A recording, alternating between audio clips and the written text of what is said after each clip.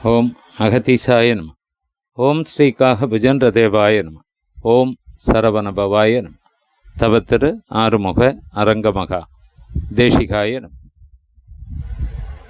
மகான்காக புஜண்ட மகரிஷியின் ஜீவநாடி நூலிலிருந்து திருமதி கலைச்செல்வி அவர்களுக்கு ஆசி விளக்கம்.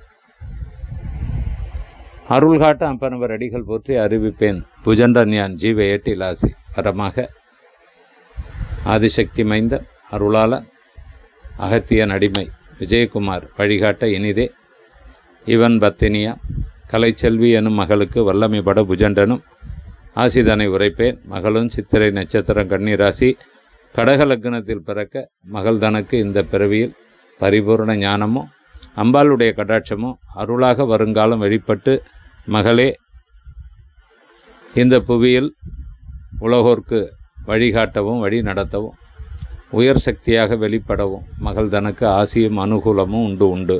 சத்தியவதிக்கு கடக லக்னமாகி இது ஞான பிறவி என்னதனால் மகள்தானும் ஆதிசக்தி மைந்தனின் அகத்தியன் அடிமையின் பத்தினியாக வந்து இந்த பிறவியில் என் மகனோடு சேர்ந்து ஞான வழிகளில் சேவையாற்றி அருள் வழிபாடு நிரம்ப மகளும் வருகின்ற காலம் என் மகனவனே இவளை பூஜிக்கும் அம்பாளுடைய வடிவமாகவும் ஆற்றலாகவும் சக்தியாகவும் கண்டு இவள் மூலமே சில அற்புதத்தை உணர்ந்து வருங்காலங்களில் உலகோர்க்கு சேவை பல ஆற்றி மகளிவளும் அன்னையாய் பலருக்கு அருள் புரிய புஜண்டன் என் பரிபூரண ஆசி உண்டு. அன்னதனால் மகனே இவற்குண்டான வழிமுறைகளும் வழிகாட்டலும் அம்பாலே வழி நடத்துவாள். அன்னதனால் என் மகள் தொடர்ந்து தீப வழிபாடும் பூஜையும் இயன்ற வண்ணம் தர்மத்தையும் இவள் கரத்தால் செய்து கொண்டு வர வர அங்காள பரமேஸ்வரி அன்னை மகாகாளி மகாசக்திகளெல்லாம்